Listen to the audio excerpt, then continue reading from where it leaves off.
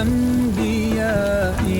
أنت في الوجدان حي، أنت للعينين ضي، أنت عند الحوض ري.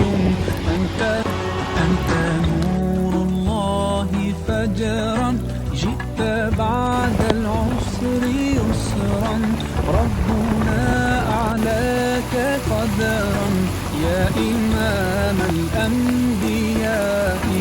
أنت في الوجدان حي، أنت للعينين ضي، أنت عند الحوض ري.